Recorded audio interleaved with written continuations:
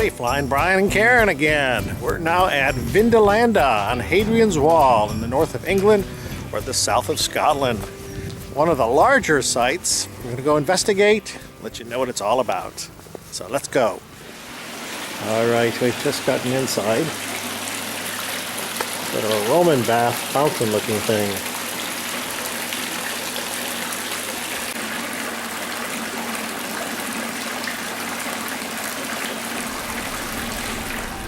Vindolanda actually encompasses both a large Roman fort as well as a small village that sprung up on the west side of the fort. The village likely formed due to the perceived security received from their neighbor. This model gives you an idea of what the village may have looked like outside the four walls. And another rendering of the fort and village. Roman Celtic temple. Just the foundation.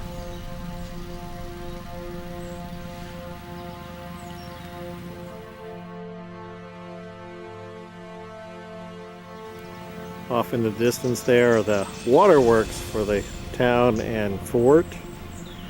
Water tanks that they use for storage and some wells. I'm thinking this might be one of the wells.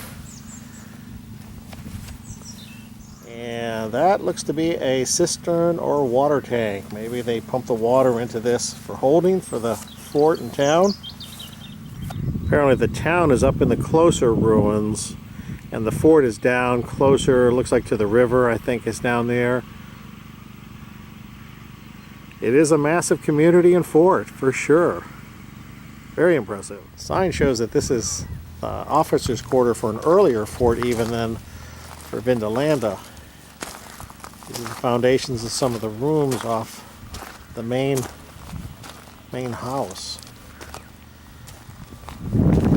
Thought this was interesting. There's like a arched opening here. Don't know what that's all about. I wonder if this is the latrine or bathroom area. You can see the floor was supported by these pilings.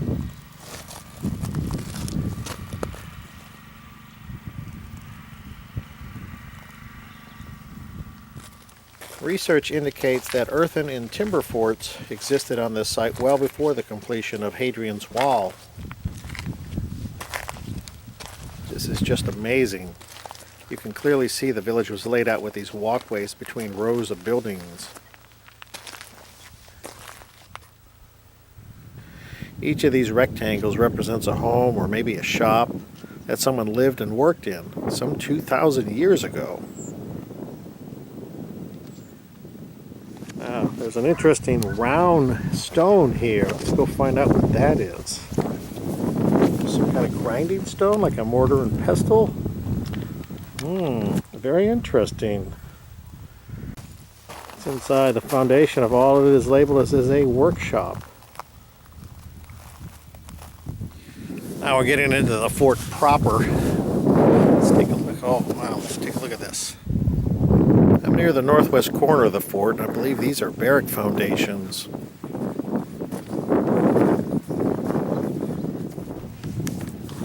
You know, as you can see, the fort was quite extensive. You know, if you use your imagination, you can almost see the buildings, people, their carts, wagons, and animals, all going about their business here in the streets and alleys of this ancient town. Vindolanda is 2,000 years old. Apparently was here even before the Hadrian's Wall was built. But it is quite impressive. Definitely worth a visit. Very, very neat. Look at that. One of the fort entrances, obviously. Very discernible here amongst the ruins. These half rounds apparently are homes. They're not sure exactly who lived in it, whether it was friendlies, like local farmers, but these are predating the fort itself and were here when it was built. Not too sure what these structures were. Shops, barracks, I don't know for sure.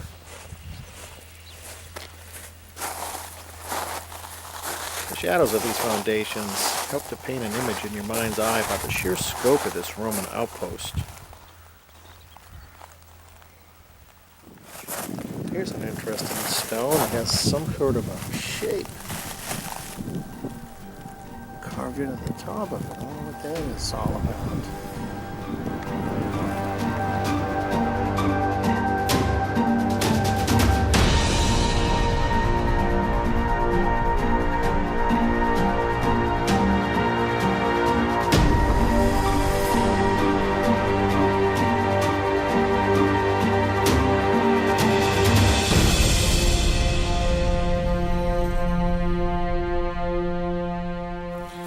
One of the barracks, and there in the corner behind me is the archaeologists discovered the unmarked grave of about a 12 or 13-year-old child buried in the corner right over there.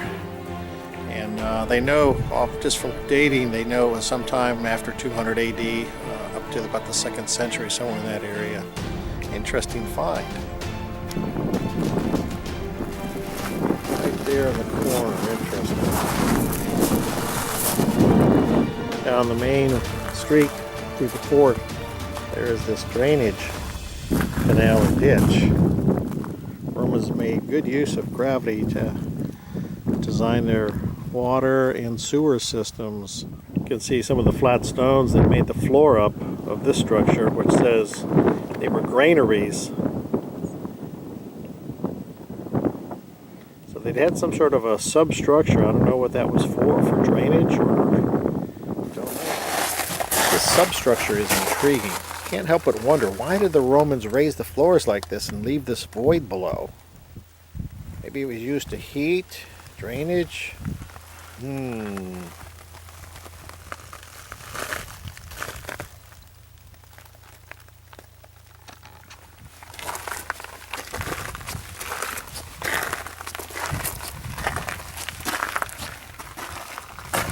This area was originally covered with large flat stones to form the floor of a building. Some more of these grinding stones. These seem to be scattered in various locations throughout the fort. There's another one there. We are walking the wall of the fort like Roman guards, keeping watch over intruders. Or watching for intruders, maybe. See if anybody's coming. I don't see any threats. We are approaching the museum. Nice little stone arched bridge down here. Look at this. Very nice.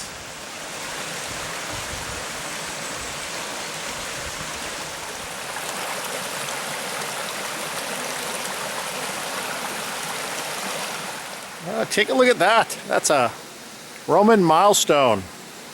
Very interesting. It's got some inscriptions on it.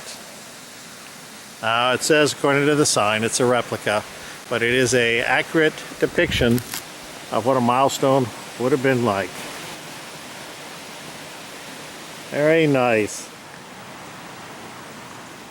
Working our way to the Vindolanda Museum.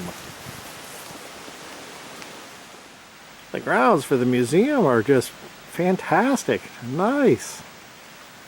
Where's the museum? Around the corner. We believe it's down that way. We're not sure. We found it. The museum entrance is straight ahead. It's a fantastic looking place. The grounds are beautiful.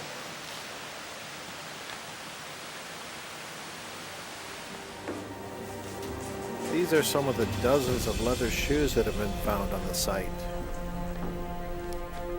Ooh, not a good sign. They're all Roman coins that were found by archaeologists here at the site.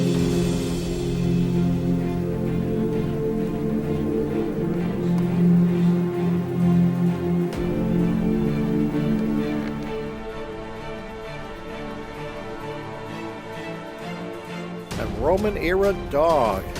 Looks like this guy needs to put some meat on those bones. The sign says this ox skull was used for bow and arrow practice. And this is the remains of the child that was found in the barracks that I showed you. All right, Vindolanda was fantastic. How did you think of it, Karen? I thought it was pretty brilliant. Yes, it was Still pretty neat. here. 2,000-year-old Roman fort ruins. Yeah, it was pretty impressive. I'm going to give this a 9 out of 10 on the SPiSometer. Remember, life is a journey. Enjoy the ride, and thanks for watching.